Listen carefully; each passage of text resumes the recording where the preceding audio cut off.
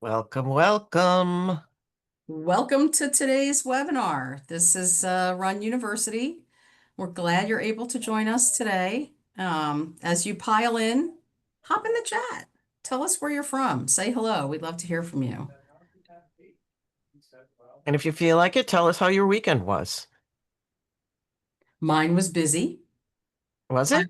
I had friends in from out of town and I took them to Kentuck Knob. So if you've ever been to Falling Water, which is an hour outside of Pittsburgh, everyone knows Falling Water, but if you've been there, you probably saw information about the other Frank Lloyd Wright house that's in the area called Kentuck Knob, and you could tour that as well. And Oh, it's privately owned. That was great. That we had a good time. I had dinner with the great. Globe Saturday night. All right. You're getting some love for that, Abby. Yeah, very nice. Neat. Welcome, All right. everybody, for joining us today. Say hello in the chat. Tell us where you're from. We're going to get rolling here in just a couple of minutes as you file in. What did you do this weekend, Joyce? I bet you rode Rode, a horse I rode my horse a lot. twice. It's not good to ride them more than once in a day. Okay. Well, anyway, we won't get into horse talk. Okay. I just wanted to appreciate Jen from LAist. I'm sure you all had a uh, busy but Mm. distracted weekend. I'm glad you're able to join us here. Uh, Florida, Dayton, as usual. The greater public PMCC SRG worldwide contingency is with us. And we're thrilled to have you join. Um, all right, so folks will keep rolling in, but I think maybe we should kick it off, Abby. We'll get going.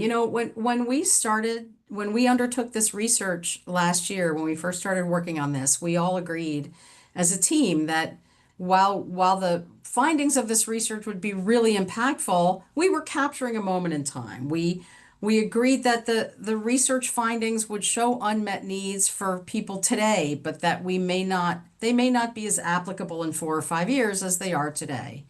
But the more I look at this research and the more I think about its outcomes, the actions we take today, the steps we take today, will far outlive the results of this research. The Run research shows us, for instance, that most Americans don't know what public radio is, what public media is.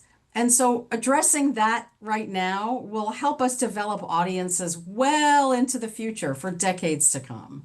So I urge you to think about what you see today and the findings we're looking at today with a long picture in how this will help us address our systemic issues for decades to come.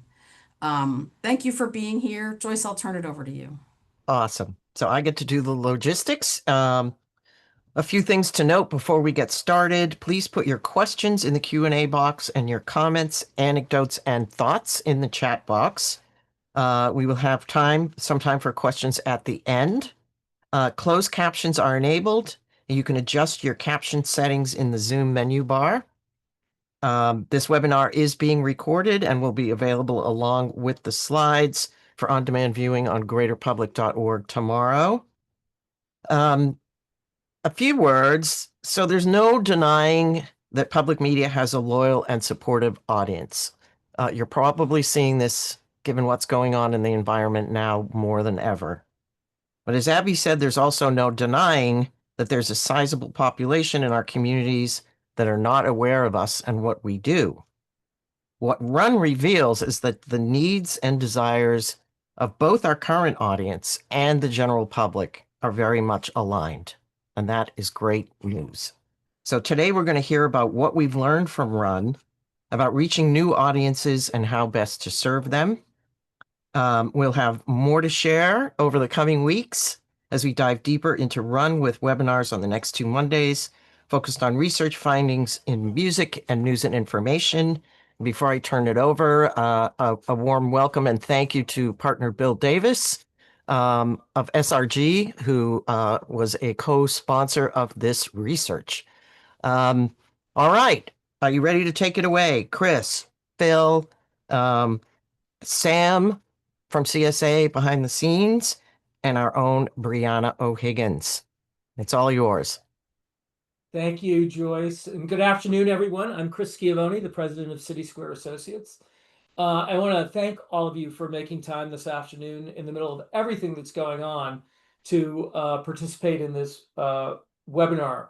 We are into week 2 or week 2.5 of Run University, and it's really been a joy and a pleasure to present the learning from the research to so many people across the country and to hear the input and feedback that comes in response to what we've learned. Phil and I are going to jump right into the presentation in a moment, but before we do that, I just want to give him and everyone else a chance to introduce themselves. Yeah. Hi, everyone. I'm Phil. I'm the Senior Research Director at CSA.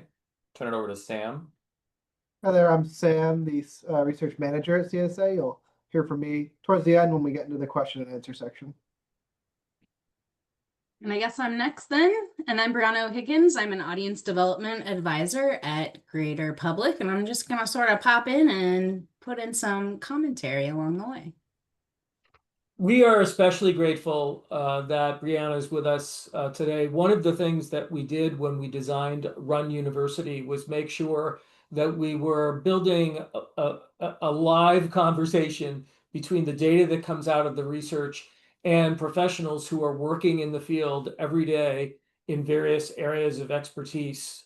So last week we had Margaret Hunt, who does a lot of incredibly great work in the world of philanthropy, talking with us about fundraising. And this week we have Brianna. And in the next 2 weeks of Run University, we have folks who are certified experts out there in both music and news who are going to be contributing on the basis of their own experience, so that we don't just have data coming out of research, but we have data being applied to real world decision making. So Brianna, thank you so much for being part of this. Absolutely. I'll add too that several of us that are helping you with these webinars were also invited to give input along the way with your team as you guys conducted the research. So, and we appreciate your thoughtfulness in incorporating all of us from stations along the way.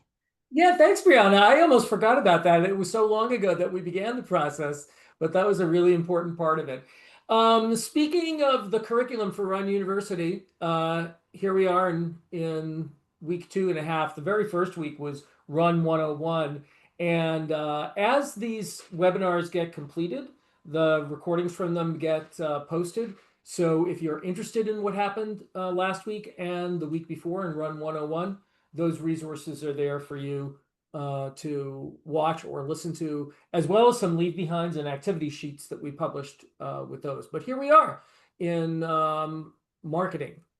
Our goal for today's session is to look at the findings from the Researching Unmet Needs study, specifically through the lens of what it takes to reach audiences, not just the folks that we are already reaching on air, online, through member engagement in live events, but that vast number of folks in your local communities who feel the need for a lot of what you have to offer, but haven't discovered you yet. So this is, in that sense, this is not just about marketing. This is about audience development. And what that looks like in practice has to do with data that you can use for developing your own strategies and tactics, messaging that you can draw on to talk to folks as you reach out to them, and also possibly the information that you might want to have at your fingertips when you're trying to make the case for some capital investment for whatever campaigns are necessary to build awareness or understanding or affinity in your community. So all of that is on the agenda for today. We've chunked the relevant learning from the study into 5 buckets. We want to start first of all, and I noticed in the webinar chat that there's already interest in this particular theme, the critical need to build awareness. Shocking to almost anyone who's seen the run data for the first time, that the level of unaided awareness of local public radio stations is so low, and the level of understanding about what public radio is even lower. So what are the implications for that in terms of marketing? Secondly, we're going to talk a little bit about branding and co-branding and the complex and complicated role that NPR plays in the mix. Third, we're going to talk a little bit about what the implications are for the outreach effort of the fact that audiences, particularly younger generational cohorts, are more and more consuming content on non-owned digital platforms. And that has a lot of consequences for the work that you do in marketing and audience development. Fourth, we want to talk with you a little bit about aligning your own messaging, the way you talk about what you do at your own local organizations, with the unmet needs that folks told us about in the research. And then finally, we want to give you a little bit of a feel for what might be possible for you in targeting specific groups within your own community for more intensive outreach, making use of a little bit of audience segmentation that we were actually able to do on the basis of all this run data. So that's a preview of where we're headed. So first, the critical need to build awareness of public radio and public media. I want to start by playing a short video clip for you. Those of you who are already a little bit familiar with the design of the RUN study know that the centerpiece of the RUN study is this massive piece of quantitative research that we did across the country, plus in oversampling in 19 additional local markets, creating a sample of about 30,000 responses that form like the backbone of all this research. But right in the middle of the work, we paused to do some qualitative research in the form of 20 online focus groups that incorporated folks from across the country. And the reason we included focus groups in the research was that there were many points in our analysis of the data where we found ourselves curious to understand what the meaning was of the patterns we saw in the data. And sometimes, as I'm sure many of you marketing experts are well aware, the only way to do that is actually to sit in a room, virtual or otherwise, and ask people what they meant. And so here you see our colleague Vivian Harris, the moderator, talking with folks about public radio, and see what you take away from this little montage. When I say public radio, what does that phrase mean to you? I don't really know enough about public radio. Like I think of like telethons, and I think it's the Family Ties that they worked at the public radio station. I don't really have like a positive or negative view of it. I just don't really know much. I think like old school, just going back. I like it, but yeah, it just kind of like limits things. But yeah, I think old school. I often watch on YouTube. I know they have the Tiny Desk concerts. I watch a lot of those. I did love that in Philly, having that kind of radio station I liked, and then actually a venue, which I found very cool, I guess is the word for it. It makes me feel more connected to the community. I've been here for about like 8 or 9 years, but it makes me feel a little bit more entrenched in the community, so to speak. When I say so in the quantitative research, one of the few open text questions in the questionnaire asks respondents, in just a few words, what comes to mind when you think public radio? And we used a large language model to code the responses or classify the responses as either informed or uninformed or indeterminate. And when we were finished doing that, or when the machine was finished doing that, what we realized is that about 1 in 4 of the general public seem to understand what public radio is, in giving responses that are more or less informed. And you see some verbatim examples of that here on the screen. Quality, intelligence, dedication to arts rather than commercialism. NPR, Daily News Hour, Weekend Jazz formats. Obviously, someone who responds that way really knows what public radio is. But if you're saying boring and plays Taylor Swift too often, or my local DJ telling me about upcoming events and giving away tickets, you know that the person responding doesn't know very well what public radio is. So there, first of all, there's just this general misunderstanding or confusion about what public radio is. More interesting for the purposes of marketing, we think, is the profile of the folks who are least well informed about public radio. They are less engaged civically. They're more likely to identify as politically moderate. They're more likely to be Gen Z or millennial. They're more likely to identify as Black or Hispanic or Latino and so on. When we look at these data, the profile of the folks who are least informed about public radio, all we see is opportunity. These are the audiences in your community where the opportunity exists to do a better job of helping them to understand what public radio and public media are all about. Of course, in looking at these data, we're interested in trying to determine what exactly is the cause of all this confusion about what public radio is. And in our view, not least among the causes of this confusion about public radio is the sheer abundance of platforms that are available for people to use nowadays for consuming news, for example. What you're seeing here are the mean scores on a question where we asked individuals to tell us on a scale of 1 to 7 how likely they would be to use each of these sources for the news and information that's interesting to them. And when you look at these mean scores, you see two things. One is you see that radio news programs wind up being sort of in the middle to low zone in terms of the degree of likelihood that people are going to gravitate toward this particular platform specifically for news. You also see that television news is remarkably resilient. I mean, as much as there have been declines in linear broadcast viewing of all kinds over the past 10 to 15 years, in the news vertical specifically, local television news continues to dominate.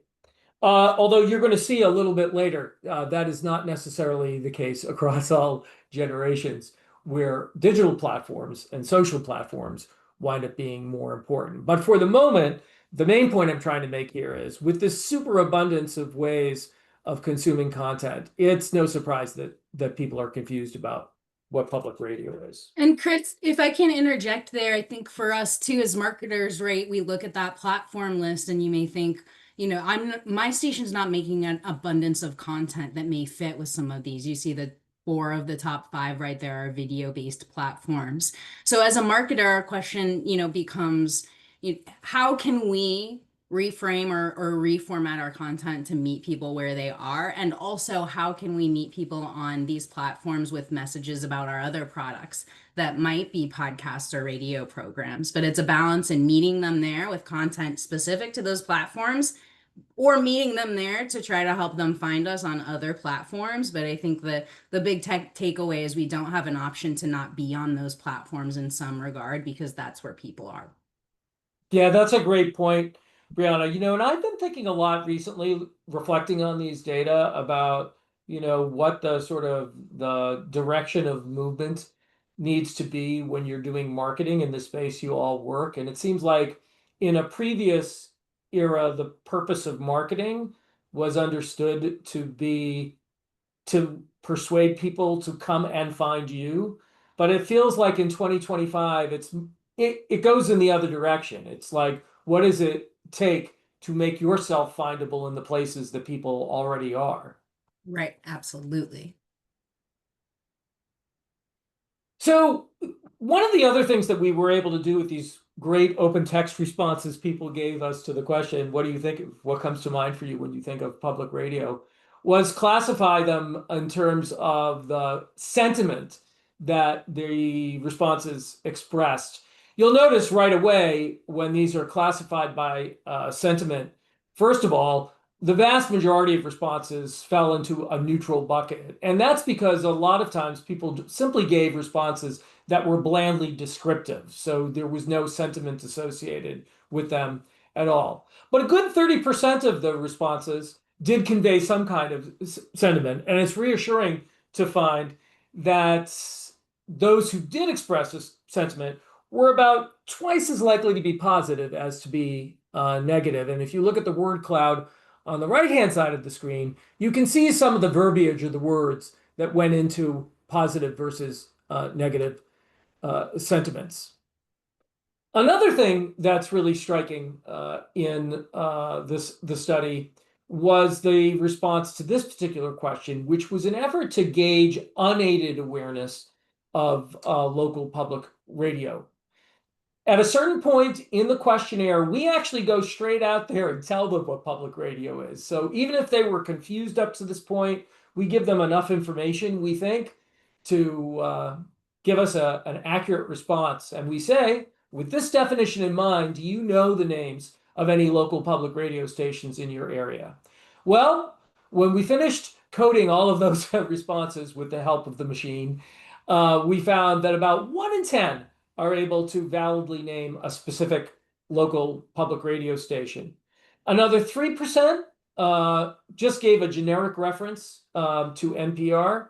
18% gave it the old college try. They gave an answer, but it turns out to have been a totally incorrect answer. And another 70% didn't even hazard a guess. So, I mean, I think this is a really important, valuable benchmark measure of top of mindness. About 1 in 10 folks in your community, give or take, depending on the market, right, depending on the location, are able, without help, to name a local public radio station. I mentioned earlier that there might be some generational differences in how people understand public radio and just how aware of it they are. There was another question in the survey where we presented to respondents a set of possible definitions for public radio, and then asked them to select the one that best describes what public radio is for them. So these are presented in descending order by the frequency with which the response was selected. And so at the very top of the list is a non-commercial source for news, information, entertainment, or music, which isn't a bad definition for public radio, by the way. And it's a definition that's chosen by many in the sample. But as you begin to go down this list and you look at these other definitions, you begin to notice some generational differences in the way people respond. Brianna, I know that when we showed this chart to you for the first time, you had a few thoughts about it.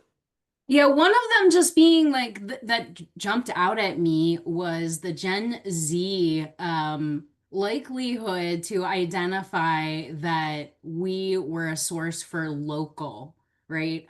You see that going up to the 20% mark, and we also see millennials coming in there, I think at 23%. I'm trying to read it in real time. But you correct me if I'm wrong, but as I read that is more likely that they would say, oh, my public radio station has local, right? And that's something for tangible that we as marketers can go with. The younger generations, it seemed like, are more likely to know we dabble in that local space. And we're also learning from this research and other research that local experiences and feeling and having that local station is something that people really value. So us leaning into that and making sure that we're communicating that local content, the local physicality, local events, that people really grab onto that, and that younger generations may be very ripe for responding to that local piece. Yeah, that's a great point, Brianna. And if any of you participated in last week's session on fundraising or have heard any of the previous presentations we've given at other meetings, I think you know that localism is a major theme of the Run research, not because we went out there looking for it, but because it announced itself very clearly. And you're going to see in the next 2 weeks, when we drill down on the findings relevant to both music and news, this localism theme comes up again and again. and again, and it's so cool that it, seems to possess some kind of cross-generational appeal, right? And resonance. So that's really important. Well, and the flip side to that is the spread you see for a local source for NPR programming and the extent to which younger audiences are less likely to then associate with kind of the national brand for public radio. So more of an orientation to local over national with Gen Z and millennial. Which is the perfect segue for the next thing we want to talk about. The nuances of co-branding with NPR. So one of the things that our local station partners have been very generous in doing is in allowing us to share some of the data that we collected in the local market oversamples with all of you in these national webinars. One of the things that happened, if you were, and some of you may actually be in this meeting today, if you happen to be in a market that invested in the local market oversampling, you had the ability to add some custom questions to the run survey, which was great for our purposes because these local custom questions really added a lot of depth and texture to the national results. In this particular location, which was the state of Utah, KUER asked us to present a list of possible local sources for news and information just to test baseline awareness of each of these.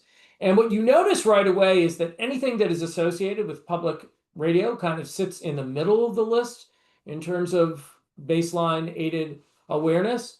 But of the three different possible ways of talking about it, it's the nomenclature NPR that gets the response of the largest group, 43% versus 24% for KUER, NPR Utah, or 24% for Utah Public Radio. And that it would seem to suggest that on a certain high level, the NPR brand is a strong brand with broad awareness, and maybe you would conclude from that definitely something to lean into, right? Well, things get a little bit complicated. One of the things we've been trying to do as we've been analyzing the results from the run study is look to our right and look to our left to see, no pun intended, to see what other researchers have discovered in their recent work in topic areas that are related to what we're working in. In March of this year, Pew released this study, which revealed very reassuringly at a time like this that Americans are actually more likely to support than oppose the continued federal funding for NPR and PBS. So great news overall from that study. But what we were intrigued by were two questions that look at the perception of US adults of NPR and PBS as news sources and as trustworthy, right? And what you're seeing here is a very, very sharp political divide. And, right now, I know it's a sensitive time to be talking about this, but it's really good to go into this with eyes wide open. The fact of the matter is that the percentage of those who are Democrats or lean Democrat who say that they generally trust NPR or PBS for that matter as a source of news, much larger than the percentage of Republicans or Republican-leaning respondents who say the same thing.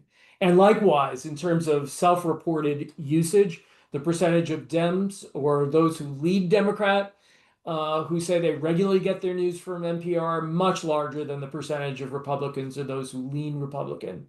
So the NPR brand association is tricky, and its utility and value to you, it may vary very strongly from market to market, location to location.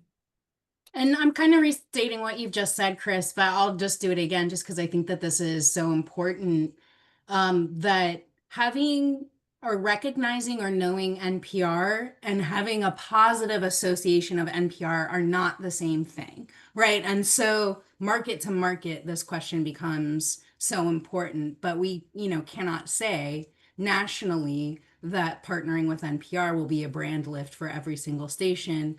What we do know is that the NPR brand is more recognizable. Whether or not it is going to be a lift in terms of marketing or to help your local brand kind of break through probably depends on where you are, and then at a more micro level, the segment that you are trying to meet. And we're going to talk more about segmentation later, I know, but so it's a nuanced sort of exercise now in terms of who and where you are. Yeah, and from where I'm sitting, I think that's the beauty of public media as an institution, right? Is it's local the fact that it's founded on local organizations and local communities enables each local organization and each local community to tell its own story and talk about itself in the way that's most resonant for the people that live there. And that doesn't mean that you can't lean into and utilize the incredibly excellent and valuable resources of NPR, but it does mean that you have to be a little bit thoughtful about how you talk about yourself. We went back into the sentiment data that I showed you a little bit earlier when we asked, people what comes to mind for them, when they think of public radio. Really interesting to look at the characteristics or the attributes of people whose responses revealed a positive sentiment toward public radio. The folks who tended to be more positive were parents of school-age kids. They were people with graduate degrees. They were people who were more urban, more affluent, very liberal. They were also less likely to describe public radio as a source of NPR programming, which to us at first came to be something of a surprise. But then the more we looked at the data, from the other perspective, we realized what was going on. The folks whose responses revealed a more negative sentiment were also the folks in the survey who were more likely to be describing public radio as a source for NPR programming. So there's a little bit of correlation there between too tight an association between public radio and NPR, and some negative feelings about the entity, and a really, really strong case to be made for leaning as heavily as you can into your own local brand and local identity. A little more evidence to support this case that began to emerge from the data.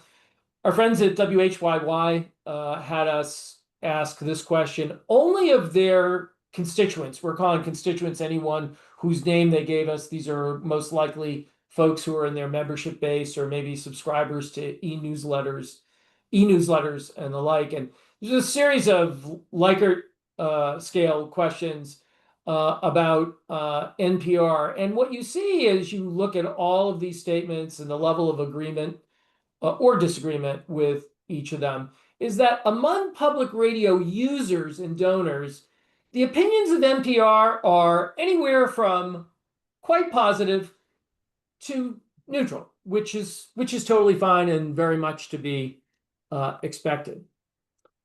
In Jacksonville, Florida, however, when we presented a series of similar but different statements to the general population survey, we noticed something really interesting. On the one hand, 51% of folks in Jacksonville find themselves agreeing to the statement, I think it's important to preserve and support NPR as a source for news. But look what happens when you put this statement in front of them. NPR is one of the most trusted news sources in the world. The number drops from 51 to 39, right? So even, in a community where a majority will say, yeah, it's important to support it, not everyone can buy into this statement about the trustworthiness of the institution. But then again, Jacksonville is a very different place than Philadelphia, right? And members of the general public are very different than people who have already decided to financially support their local NPR station. So I think these are some of the nuances we're finding in the data about the co-brand with NPR.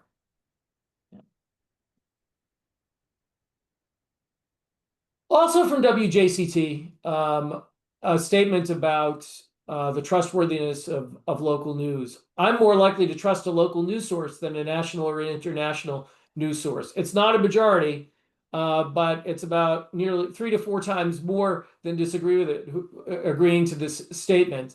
And the folks who were even more likely to agree to this statement about the superior trustworthiness of local news sources, native Floridians, parents of school-age kids, and people who describe themselves as very conservative.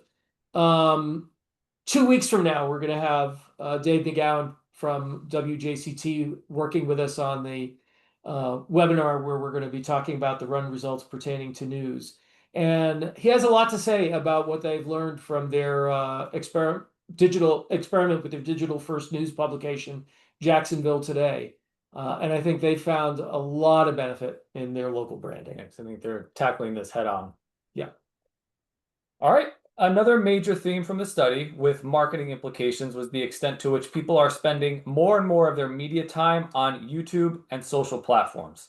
This not only has implications for audience development, like we mentioned, in terms of just making sure you're putting out your content on these platforms, but also for marketing as an opportunity to reach new members of the community in the most effective way possible. In other words, being present where people are can take the form of content distribution, which we'll talk about in the next 2 weeks, but also more intentional investments in paid media spending with YouTube and Meta, in addition to the work you're already doing to maximize earned media reach in these places. Here's just another look at the platform data you saw earlier. As Chris mentioned, we were surprised to see TV news at the top, given kind of the general decline in broadcast linear media, but we know from other research that, especially with local news, it's been pretty resilient in the TV world. By comparison, again, you see radio news kind of fall towards the bottom. This was the top line data. Now we're going to look at it segmented by age, and it's a totally different story. So we've sorted these formats and platforms in order of likelihood by the youngest respondents. And as you see, it's social media and YouTube that's driving their media activity for news and information. It's also revealing that much of that top line interest in TV news was being driven by baby boomers and Gen Xers. And what was also interesting is when you look for radio news, that seems to be a bit more relevant for millennials and Gen Xers compared to at least the oldest and the youngest cohorts, but still nowhere near as relevant as these digital touchpoints. So the headline here is sort of a callback to that earlier note when Chris showed the awareness results. And we suspect that the reason that the uninformed tend to be younger is that these younger people are spending all of their time on these platforms. They don't have the same public media familiarity that older generations have, since they grew up in a larger and more digitally crowded media universe.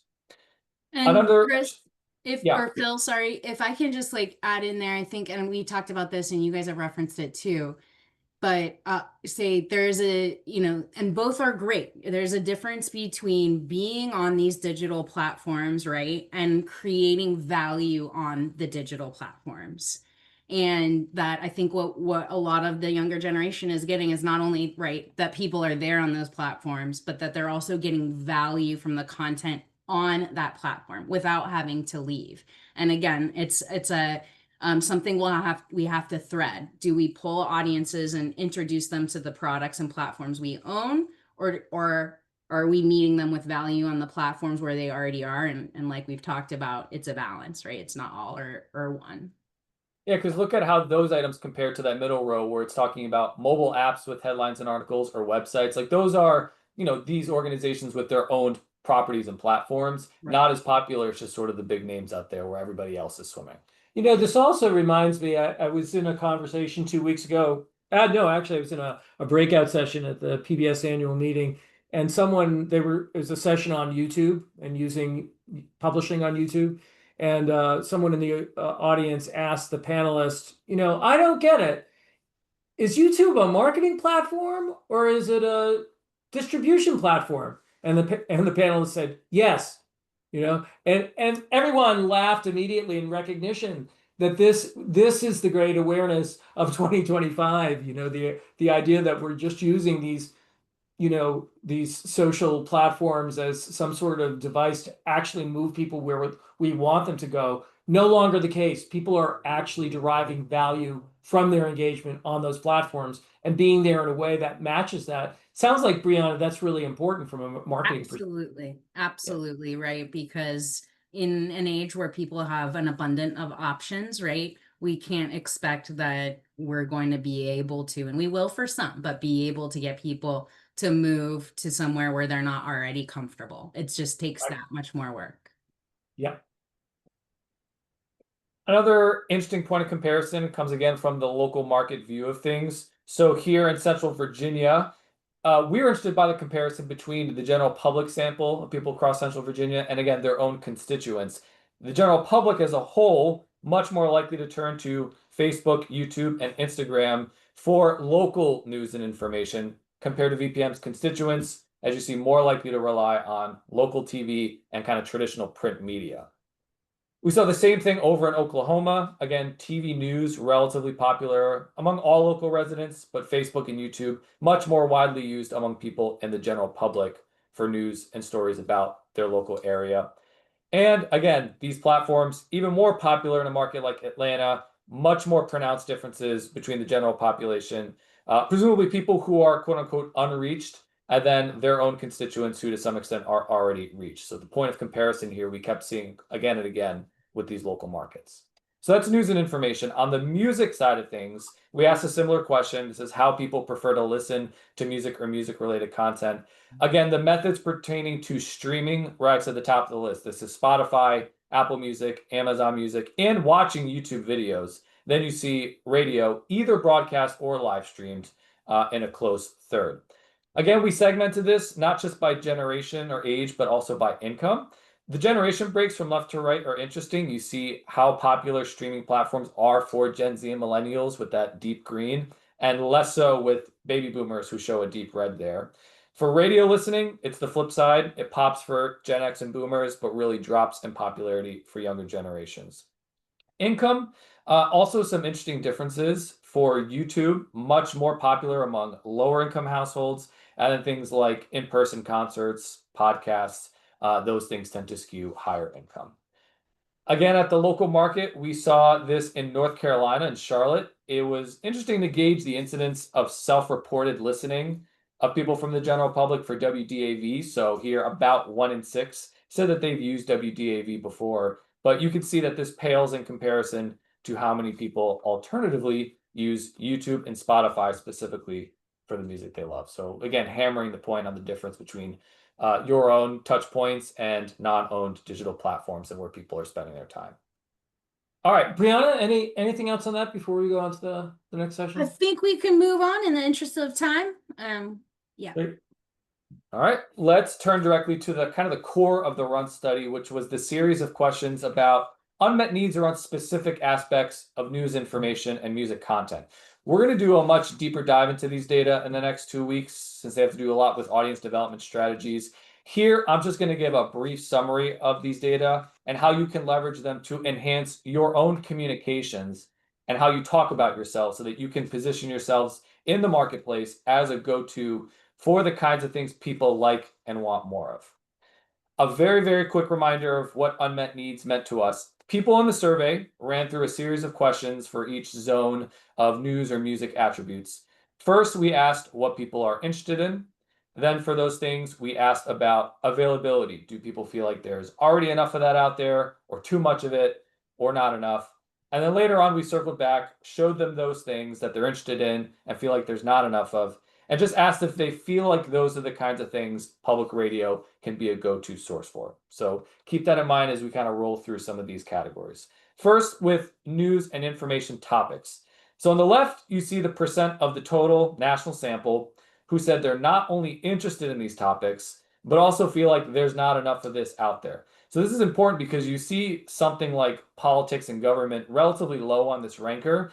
This is because politics actually ended up in the top tier just based on interest. But with that follow-up, the vast majority of people who are interested in politics also said that there's already plenty of political storytelling and coverage out there, or there's too much already out there. So that's why this reflects this particular order of things. But what rises to the top of the list here, across the country, across markets, across demos, is unmet need for stories about things happening in my city, town, or neighborhood. So that's on the left. On the right is that kind of follow-up question about people who like and want more of those things, the extent to which they say that this is something public radio would be good at providing. And things in that green tier are things that public radio are seen as good at providing. And there you see things happening in my city, town, or neighborhood. You also see in that green zone things like social justice, science, education. So with those two, you also kind of have permission to position yourselves as go-tos for that kind of coverage. But based on where they are in the ranker, they're not necessarily as popular as unmet needs compared to the storytelling that has to do with just people's local communities. Now we're going to look at news characteristics that people were asked to evaluate in terms of which they find important, and again, their sense of how much of that kind of news is available to them currently. The top of the ranker, there's a widespread sense of importance and need for news that is trustworthy and carefully researched. And again, when you look to the right, these particular attributes also emerged as things that public radio is seen as being a go-to for, public radio strengths. Less popular towards the bottom, news coverage that is opinion-based or seen as agreeable or provocative. People don't really want more of that. And by the way, public radio isn't really seen as a place to go for that anyways. All right, evaluating different ways of packaging news coverage and storytelling. A very clear interest and need for in-depth storytelling and investigative reporting. So that's at the top of the list for unmet needs. And then again on the right, that pops into the green zone as something also considered to be a public radio strength. Alongside some other, I guess, classic public radio strengths like interviews with people affected by the issues involved and interviews with subject matter experts. So here you're seeing a sense to which people who are relatively informed about public radio are already connecting the dots about what you're good at providing. But here it's also aligning with what they're objectively saying they feel like there's not enough of and want more of. And Then Phil, if I can yeah. jump in just right there, and it's applicable to what you're going to continue on to talk about. But audiences need our help in giving them the language over and over of this work that we're already doing. A lot of you do in-depth reporting. A lot of you do fact-based reporting, well-researched. All of these things are things that we're already doing. But audiences are not going to take that and say, oh, mental note, my public radio station does a lot of local in-depth reporting. It's not so articulated so plainly like that to your audiences. So you helping them with imaging and messaging. We are a station that does this. We do this over and over is going to help your funnel towards conversion, because by the time you're asking people, it's very obvious to them. I do in-depth reporting. It's trustworthy. It's well researched, because you're helping give them these terms and this language through your imaging and marketing campaigns, so that it's easier for them to articulate to their friends and family and neighbors what is public radio to this community and what is it to me. They need our help, to help them articulate that and use the words. Yeah, and you might be frustrated in saying that, well, we're already using this language, but see point one of this presentation. People just aren't seeing that messaging regardless. Over and over, right? Over and over and over. And actually, if I can add one thing, I think to the extent that you can help your station from your marketing seat, templatize this language and use the same type of language over and over again. What sort of guides and language guides can we provide the whole station? Because we all know things are going out into the world from all kinds of departments. So having those tools to help everybody say the same thing over and over again when not one person is putting one message out. Yeah. So you've got permission to position yourselves as local storytellers, in-depth, carefully researched. When we get to gratifications, it's a little bit of a mixed bag. So that's what we're showing here first for music. We just ask them what people want to get out of the music that they like listening to. So people want an uplifting experience. And that's also sort of in the top zone in terms of what people would expect from public radio, alongside, makes for great background while doing other things. Those are clearly things that people want out of their experience. And public radio is seen as a go-to. Also interesting that presented without commercial interruption. Yes, that's very much a public radio thing, but given that it's in the middle tier, not necessarily an unmet need compared to wanting to be uplifted. That's music. When we get to news with a similar gratification question, there's again this theme that came from all across the Run study. People want uplift, hope, and positivity, maybe self-growth. but it's not really seen as something public radio delivers in its own storytelling. You can see it's sort of in this middle gray area. So while this theme of uplift might be a challenge for newsrooms to tackle editorially, it's also something to consider in your messaging. Is it the case that you're already providing news coverage that might be seen as hopeful or solutions oriented or aspirational? If that's the case, then this is a call to action to begin folding this into your messaging so that people begin to associate you with that kind of coverage that they just desperately want more of in the news and information space. Brianna, I know you had some thoughts about this because you've been right there on the scene when the newsroom's trying to tackle this, right? Well, absolutely. And I think like here it's the balance in editorial teams of responding and then in a spontaneous way, the news, and also making sure that there's time and resources put to that content scaffolding that helps you meet the need of the community, their curiosity about where they live, stories that are hopeful, uplifting, positive, and change going on there. When we're in that editorial grind, especially when there's a lot of chaos from national and international pressures for local news reporting, that we have that reliable scaffolding that will still ensure that our content team has some sort of flow. And we may call these top of the funnel stories, things that go viral that lots of people look at. Sometimes they're news or breaking news, but more often than not, they're curiosity, they're explainers, they're the uplifting and hopeful stories that people really crave, especially these days. Yeah. All right, we do want to save time for Q&A, but we'll end here with a little bit of insight into kind of a side project we did, which was applying a segmentation to the run data. We thought it would be fun just to kind of size the market and see how the general public sort of self-organizes or segments itself through the lens of unmet needs. First, we did this with news. This was a latent class analysis, focused specifically as an input using that topical unmet needs question. So the things they're interested in and feel like there's not enough of by way of news topics. We landed with a 5-segment solution, and this is what it looked like in terms of distribution. 2 of these segments seem to us to be the most, I guess, reachable or high opportunity, promising, by way of their expressed unmet needs. So we called them looking for more and pragmatic and selective. These are the 2 green segments here. Looking for more is about 16% of US adults who consume news at least occasionally. And then you see the pragmatic and selective is a much larger share of 34%. So together they account for about half of the population, which is a pretty huge share. I mean, we've done public media segmentations that kind of like high opportunity, high promising segments are maybe 30 to 40% of the population. Here, roughly half the population being promising. We won't read the full profile description. But we pulled out some telling data points to show why we think they're special. For that top segment, they have the highest incidence of unaided awareness of a local public media station. So a lot of the work with them is already done in terms of introducing yourselves. What's really needed here is activation and engagement. The pragmatic and selective are interesting attitudinally with this sense of concern over trust in the news space, more so than any other segment. So here, the work to be done is around communicating your own strength and differentiation as a source for storytelling that is objective and trustworthy. Obviously, it's hard to sort of find marketing segments in the wilds. So here are some demos which might be more useful for targeting. The looking for more likely than other segments to represent older folks in the community, or to be Hispanic Latino, or to be college educated urban residents. And then that pragmatic selective group, Gen Xers, female, relatively less affluent, suburbanites, or people who live in rural communities. We did the same thing on the music side. Again, we got 5 segments and we picked 2 that we felt like were the most promising, and we called them the concert crowd and the underserved.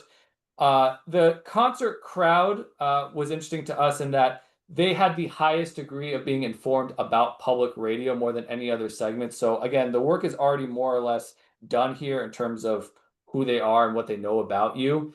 And then the underserved, which is sort of a double meaning to their name. They're underserved both in terms of who they are demographically and representing marginalized groups, but also they seem to have a wider profile of need for a lot of different music formats. So here the data call out was a question asked specifically about what you would value from local public radio.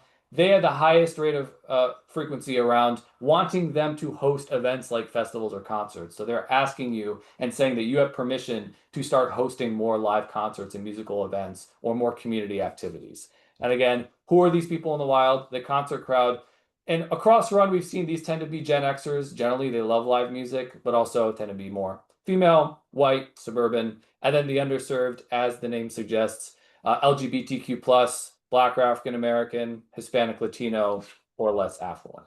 Brianna, could you go back to that? Brianna, I know, and let's end on this actually. I know that you have some thoughts about utilizing information like the stuff we've just shared for building personas and how those can be used. I think that's Yes. important. Yeah. So, well, when I saw these slides originally, I just thought, oh my gosh, it's a base for what could be local personas.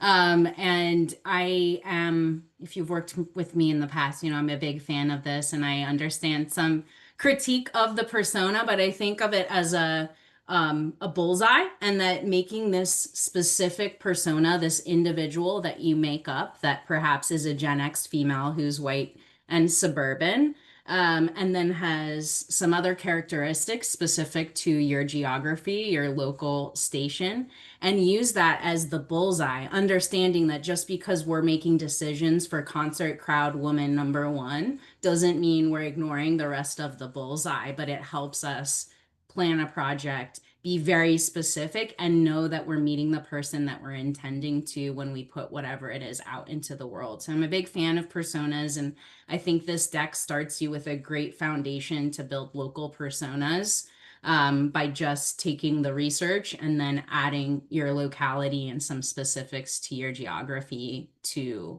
those personas. So yeah, absolutely.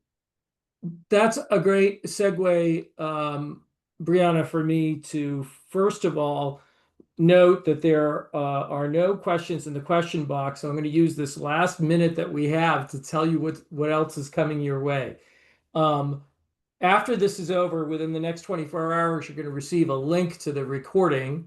You are also going to have access to all the slides that we just shared with you, and also an activity sheet that Brianna has prepared that provides you a framework for developing personas and sort of deploying them in your own organizations. And our own thought is, you know, utilize this worksheet as a way of thinking about prospective audiences in more systematically, and draw on the data from Run and other data sources that you have access to. These could be your own, you know, behavioral metrics. These could be, you know, other custom research that you yourself have ordered. These may be things that you know professionally to build your own personas and let them guide some of your marketing work.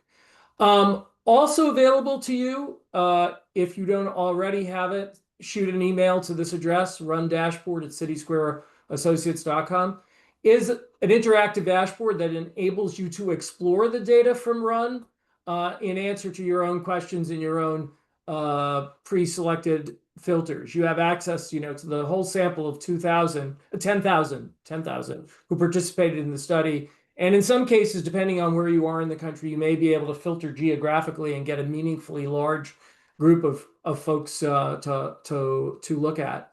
And coming next, this coming week, we're going to be focusing on music with 4 of your colleagues from across the system. We're really looking forward to that. And I don't, Abby, Joyce, anything you want to say in conclusion? I just want to encourage folks, if you didn't see the 101 webinar that kicked off this series and you're interested in diving into the dashboard, I encourage you to get that recording and watch it and listen as you're sort of getting into the dashboard, because there's a great demonstration from Sam and from Craig of APM in that webinar, so that you're not overwhelmed, because there's a lot of information in that dashboard. So I guess I just want to thank you, Chris, Phil, Sam, Brianna, Abby, Bill, team Run here on the screen. Yeah, no questions, I think, because everybody was getting a question they didn't know they had answered about every 45 seconds by this webinar. So thank you so much for all the great information. Thank you all for participating, attendees. keeping busy in the chat. There were some good conversations in there, and there'll be more in the weeks to come. Thank you all so much. We'll see you, as Run University continues. Thank you. Thank you. Have a great rest of your week. Stay Good calm, afternoon, be calm, everyone. be calm, and carry on. All right.